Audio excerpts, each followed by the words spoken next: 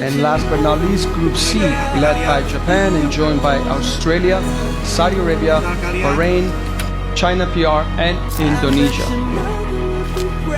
Indonesia, representing Southeast Asia, 5 wins and 20 goals scored so far, is the best ever qualifying campaign totals for Indonesia's men's national team.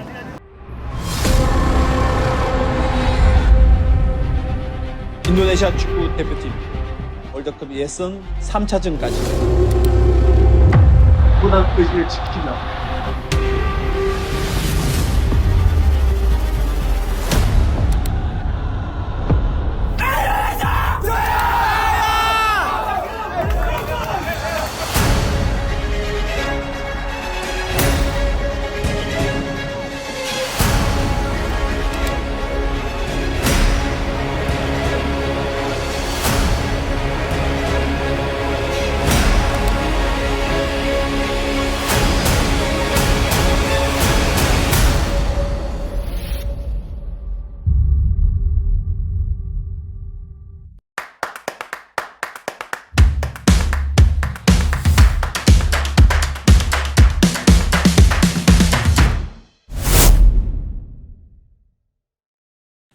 Assalamualaikum warahmatullahi wabarakatuh. Salam sehat, salam sejahtera untuk kita semua. Apa kabar teman-teman? Semoga teman-teman dan keluarga dalam keadaan yang baik, sehat selalu. Tentunya tetap semangat untuk terus mengikuti informasi seputar sepak bola, khususnya Timnas Indonesia. Jelang laga Indonesia versus Jepang yang akan terselenggara nanti pada tanggal 15 November 2024 yang pastinya akan seru. Tiket pada laga Indonesia melawan Jepang sudah ludes terjual teman-teman. Bahkan 1 jam setelah dibuka, tiket diserbu habis, sold out oleh para penggemar dan fans Garuda yang bakal menyaksikan tim kesayangannya ini berlaga di Stadion Utama Gelora Bung Karno, Senayan, Jakarta. Bahkan lebih dari 150 negara berebut hak siar untuk menyiarkan pertandingan yang sangat fenomenal, sangat dinanti-nanti, khususnya oleh fans Garuda. Stadion Utama Gelora Bung Karno berkapasitas lebih dari 70.000 penonton bakal menjadi lautan merah yang akan mendukung Timnas Garuda berlaga di kandang sendiri. Dengan persiapan yang matang serta semangat juang yang tinggi, mudah-mudahan Timnas Indonesia bisa mendapatkan poin maksimal dalam laga kandang kali ini teman-teman. Pada laga kali ini Indonesia akan menurunkan starter terbaiknya karena di pertandingan sebelumnya Timnas Indonesia kalah melawan Cina. Saat itu kita melakoni laga tandang di Qingdao Stadium.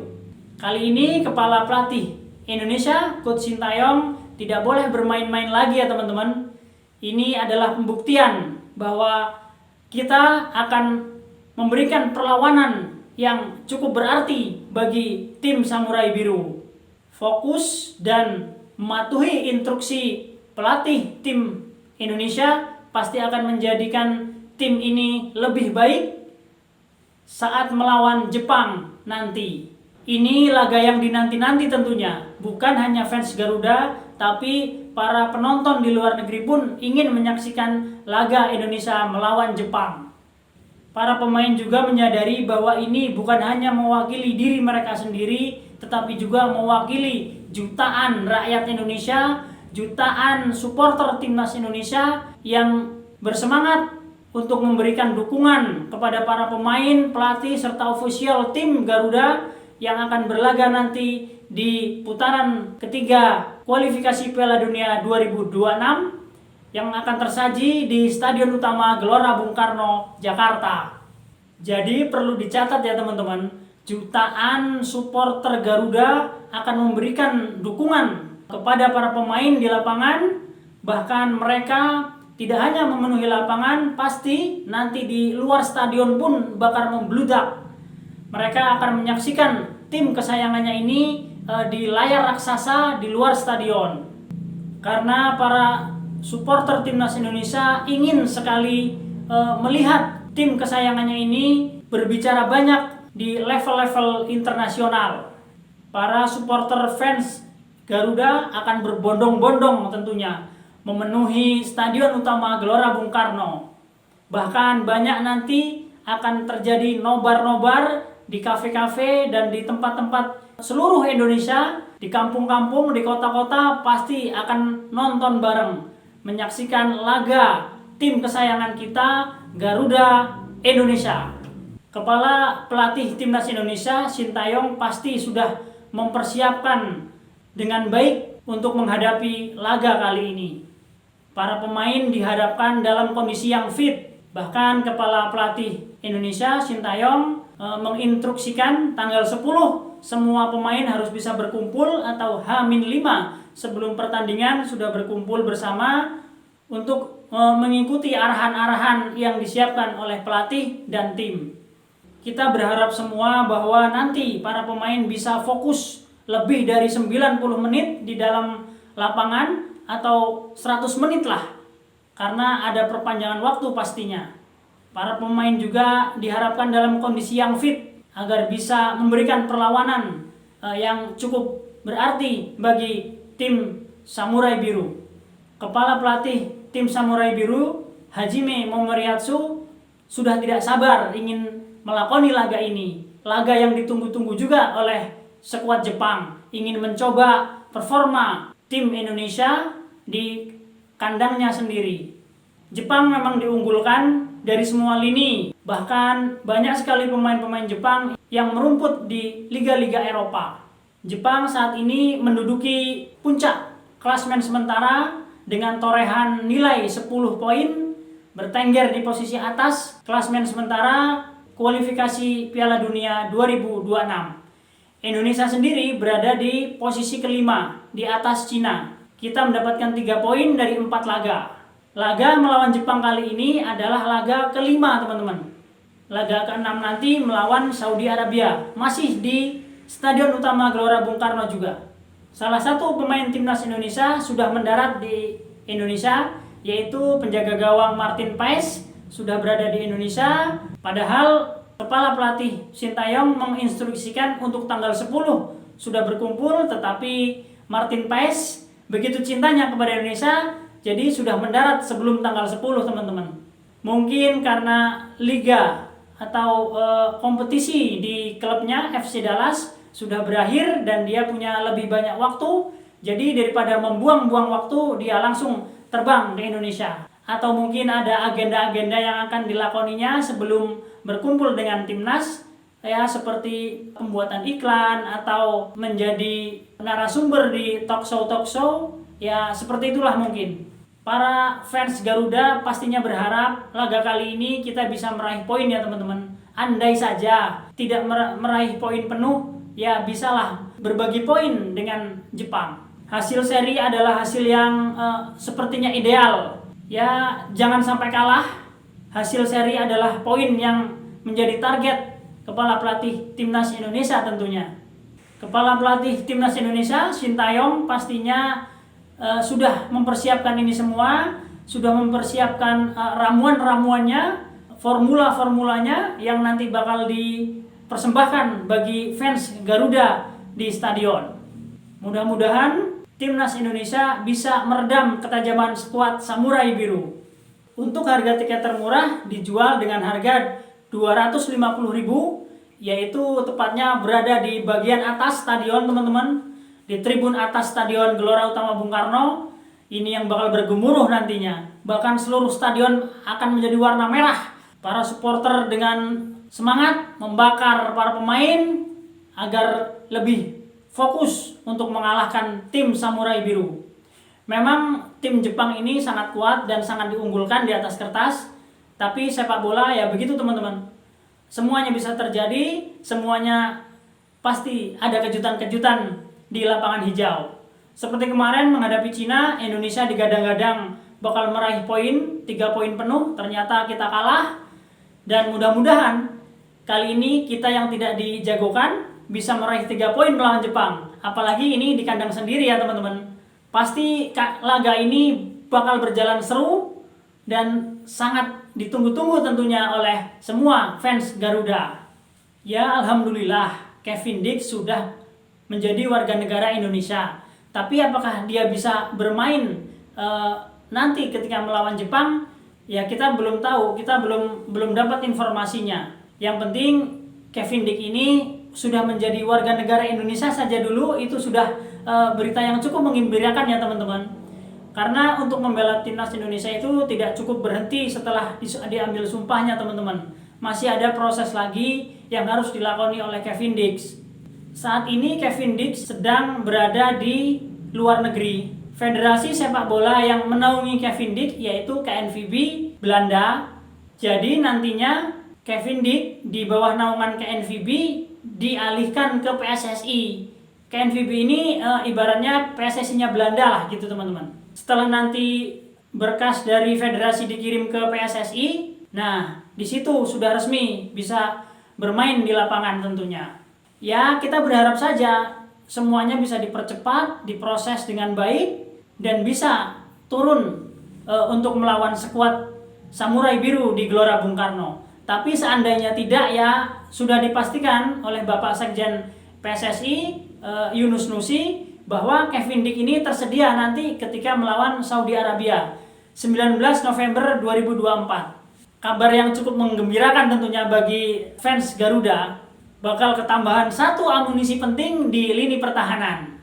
Terkadang PSSI juga suka memberikan kejutan-kejutan di menit-menit terakhir ya teman-teman.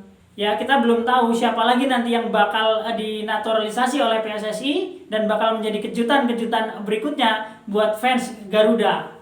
Memang ada yang kurang setuju dengan naturalisasi ini teman-teman.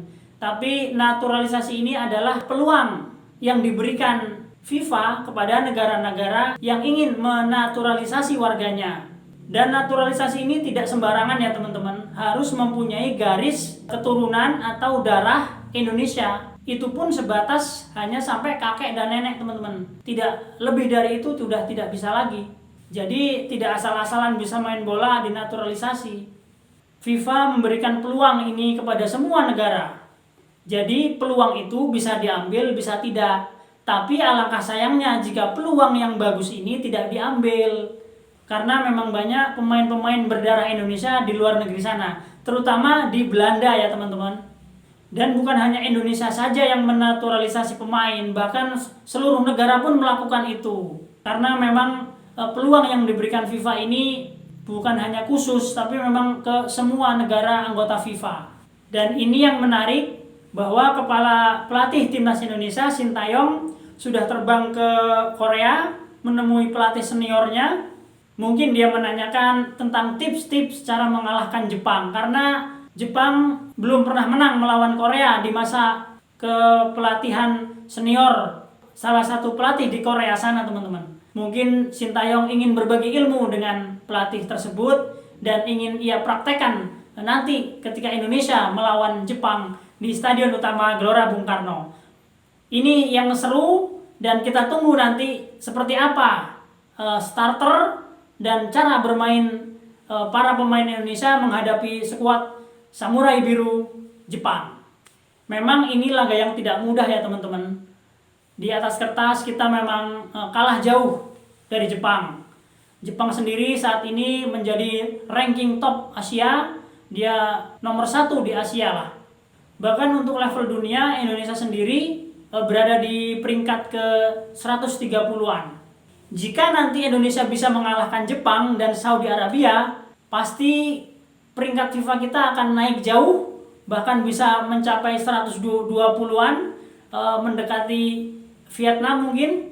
Ya, kira-kira seperti itulah rankingnya nanti jika kita bisa memenangkan 2 laga ini. Memang target dari Sintayong kepada PSSI yaitu mengantarkan Indonesia menjadi 100 besar dalam ranking dunia. Mudah-mudahan bisa menjadi kenyataan, kita bisa masuk ke jajaran 100 besar ranking dunia. Harapan kita pasti tentunya, dan seluruh rakyat Indonesia serta fans-fans Garuda garis keras. Jika memang Kevin Dick masuk, bisa dimainkan dengan Jepang, ini suatu kabar yang luar biasa sekali tentunya teman-teman. Pertahanan kita akan semakin mewah. Kevin Dick sendiri nanti bakal di back kanan. Jadi kepala Sintayong nanti bisa memainkan 4-4-2 atau seperti apa? Yang jelas pertahanan kita menjadi semakin solid. Mudah-mudahan bisa menjadi pertahanan yang susah ditembus oleh skuad Samurai Biru. Jadi ada Justin Hubner, Jay Inces, Miss Hilgers, dan Kevin Dix. Kevin Dix bisa berganti dengan Sandy Walsh, dan di sisi kiri ada Kelvin Verdong. Ditarik ke tengah, ketemu Tom Haye dan Nathan Chow, serta Ivar Jenner. Tapi Ivar Jenner kali ini tidak bisa dimainkan teman-teman, karena akumulasi kartu tentunya, kartu kuning. Nah, ketika menghadapi Saudi sudah bisa dimainkan. Si Ivar Jenner ini di lini tengah. Di depan bisa dipasang Struijk dan Ratnar Uratmangun. Semakin banyak pemain berkualitas di tim Indonesia, semakin percaya diri tentunya. Dan kepala pelatih Sintayong tentunya bisa lebih banyak pilihan ketika ada yang cedera atau ada yang tidak bisa dimainkan, bisa digantikan dengan yang setara level permainannya. Kekalahan kita dengan Cina di Qingdao Stadium waktu itu menjadikan pelajaran tentunya buat Sintayong dan staf pelatih Timnas Indonesia untuk mengoreksi kembali, menempatkan pemain-pemainnya biar lebih shuttle. Ban kapten kita berharap masih di lengan Bang Jay Inces tentunya teman-teman, yang sudah terbukti lah, yang sudah jam terbangnya sudah tidak diragukan lagi. Memang ban kapten kemarin waktu tidak di lengan Jay Inces kita agak ragu-ragu dalam kepemimpinannya, karena Bang Jay sendiri sosok yang tepat menurut saya untuk menjadi jenderal lapangan hijau bagi Timnas Indonesia. Doa dan harapan kita semua tentunya yang terbaik lah buat Timnas Indonesia. Harapan supporter Indonesia, para pemain bisa bermain maksimal dalam menghadapi Jepang.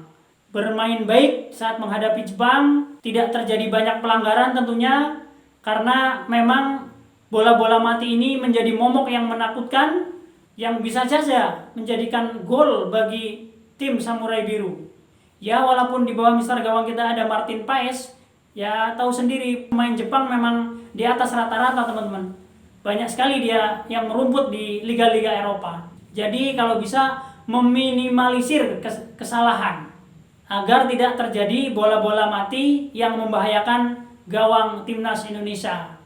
Terima kasih kepada PSSI dan seluruh stakeholder yang ada. Hingga titik ini Garuda bisa berkiprah di putaran ketiga kualifikasi Piala Dunia 2026. Ini sangat membanggakan tentunya teman-teman.